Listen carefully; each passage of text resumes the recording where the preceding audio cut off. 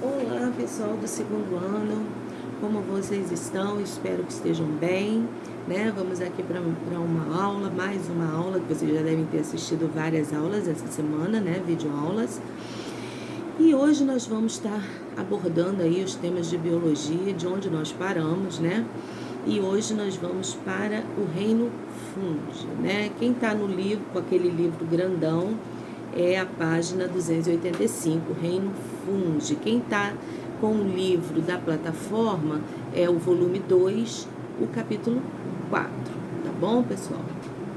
Bom, vamos falar um pouquinho sobre o Reino Fungi hoje, tá? As características gerais desse reino, tá? Os fungos, quanto ao tipo celular, eles são eucariontes, né? Eles possuem células eucariontes, né? A gente sabe que tem dois tipos de célula, né, gente? Ó, a eucarionte, que é a célula animal, tá? E a procarionte, que eu não tenho aqui, a procarionte, que é a célula das bactérias, e a célula eucarionte vegetal, que é aquela lá de trás, tá? Então, os fungos, eles não possuem célula procarionte, por favor. Os fungos possuem células eucariontes, tá? Animal, tá? Não vegetal. Eles são de nutrição, com relação à nutrição, eles são heterótrofos, tá? Eles não produzem o seu próprio alimento, eles não fazem fotossíntese, eles não possuem clorofila, tá? Os fungos, eles são heterótrofos por absorção. Como assim, professora? O que significa ser heterótrofo por absorção? Bom, nós somos heterótrofos, né? Os mamíferos são heterótrofos. Mas nós nos alimentamos e fazemos uma digestão intracorpórea, né? A gente pega um pedaço de pão, come, e a digestão é feita no nosso sistema digestório, tá? Os fungos, eles têm uma digestão extracorpórea, tá? Eles liberam uma enzima, né, sobre o alimento que eles querem, e aí essa enzima vai digerir aquele alimento, vai quebrar aquelas moléculas ali, né? E aí ele vai absorver aquelas moléculas depois que elas já estão digeridas, tá? Por isso que a gente diz que os fungos são heterótrofos por absorção. E eles fazem uma digestão o quê? Extracorpórea, ok, gente? A quantidade de células, os fungos eles podem ser unicelulares, possuir uma única célula, e também multicelulares, tá? Com várias células. Eles não possuem tecidos verdadeiros, a gente vai ver isso daqui a pouco. Possui uma parede celular de quitina, que é um tipo de carboidrato, né? Quitina. O polissacarídeo de reserva dos fungos é igual ao nosso, glicogênio, tá? É igual dos mamíferos, dos seres humanos, por exemplo. O polissacarídeo de reserva dos vegetais é o amido, né? Dos fungos é o glicogênio, assim como o nosso também é o glicogênio, polissacarídeo de reserva, tá? Reproduzem-se por meio de esporos e vivem prioritariamente em ambiente úmido. Os fungos amam ambientes úmidos. Se tem umidade, você pode ter certeza que ali vai surgir os fungos, porque esporos de fungos tem em todos os ambientes da Terra. Só que ele fica inativo quando o ambiente não é propício para ele, né, desenvolver-se. Quando o ambiente se torna propício, aí ele começa a se desenvolver. Por isso que quando a gente menos espera, o pão ficou cheio de bolor, por exemplo, que é um tipo de fungo, né? A estrutura do fungo. Eu queria que vocês... Antes, porém, de falar da estrutura dos fungos, eu queria falar com vocês que os fungos, eles podem fazer... Existem fungos, como está lá na página 285 do livro. Eles podem ser decompositores, e aí esses fungos têm uma importância muito grande para o meio ambiente, tá? Depois a gente vai falar sobre a importância dos fungos no meio ambiente. Eles podem ser parasitas, ou seja, eles podem parasitar tanto plantas quanto os animais, os seres humanos, né? Daí as micoses, que são as doenças causadas pelos fungos, né? Que não me deixa mentir, né? Como pé de atleta, cândida e várias outras, né? Que são micoses, né? Micoses são doenças causadas por fungos, então os fungos podem ser parasitas. Eles podem viver também em mutualismo de duas formas. Uma forma são as micorrizas, tá? Que eles vivem em mutualismo com as raízes de plantas, tá? E ali, uma bem conhecida que vocês devem se lembrar, vamos falar de plantas em geral. Eles vivem lá na raiz das plantas e ali eles encontram o alimento que a própria planta dá para eles, e eles fazem um papel de liberar para a planta sais minerais, tá? Por isso que é um mutualismo. Eles vivem eles dependem um do outro, tá? E tem também um outro tipo de mutualismo que são os linkens, que é um tipo de mutualismo entre algas e fungos, tá? Que também só vivem juntos. Se separar, eles deixam de existir, e um ajuda o outro com relação à alimentação e abrigo, tá? E tem os fungos fermentadores, né? Que a gente vai falar deles depois quando falar da importância para o meio ambiente, tá? A importância econômica dos fungos. Agora sim, a gente vai falar da estrutura dos fungos, e eu queria que você abrisse o seu livro na página 287, tá? Primeiro, para você entender o que são as hifas, tá?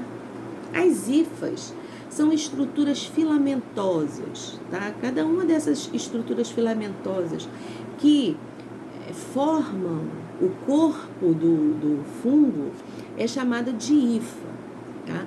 O conjunto dessas hifas, ou seja, a ramificação dessas hifas todas, a gente vai chamar de micélio, tá?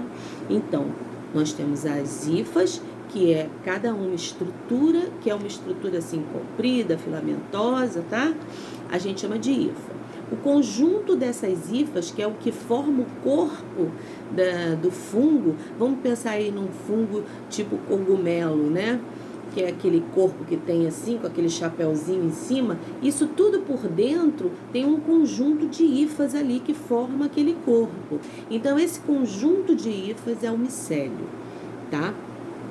Existem dois tipos de hifas, tá? Existem as hifas cenocíticas, tá?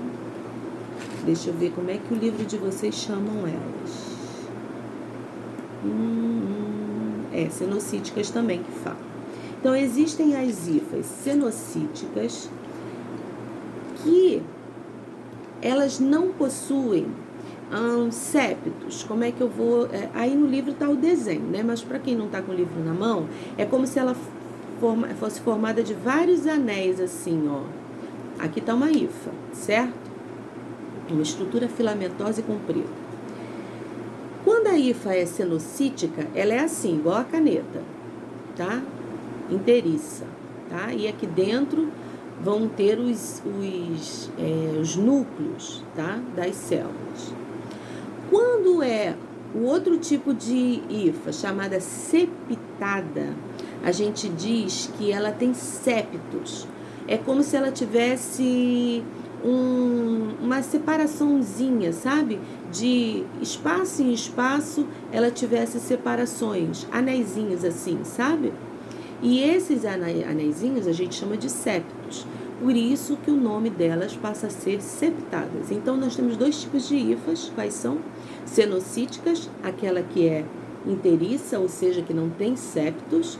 E nós temos a septada, que é a que tem septo, tá? O que é septo? São anéisinhos assim, ó, que separam, né, as células das hifas, tá? Nós temos no micélio também dois tipos, ou duas fases, melhor dizendo, tá, do micélio. Nós temos a fase vegetativa, que é quando está abaixo do solo, não está aparecendo nada, ninguém nem sabe que ali tem fungo, tá? E tem a parte aérea ou reprodutiva, tá? Que é a parte que surge de repente num tronco de árvore ou no chão, no solo. É aquela parte do chapeuzinho, né, do cogumelo, ou da orelha de pau, que dá nos troncos das árvores, né? Aquela parte ali é a parte aérea ou reprodutiva, tá? Deixa eu ver se aqui no livro tem. Não fala especificamente disso, tá? Então, o micélio também tem duas fases. Tem a fase vegetativa, quando o fungo não está se reproduzindo, está lá paradão, que fica abaixo do solo ou dentro do tronco da árvore, tá? Geralmente em árvores que estão tombadas, troncos de árvores mortos, né? Aí fica lá dentro. E tem a parte aérea ou reprodutiva, que é a parte que surge de repente do solo, aquele cogumelo bonito, grandão, né?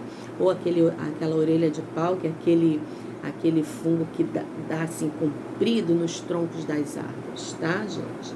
Então são esses dois tipos aí de micélio, que não são tipos, na verdade, são fases, tá?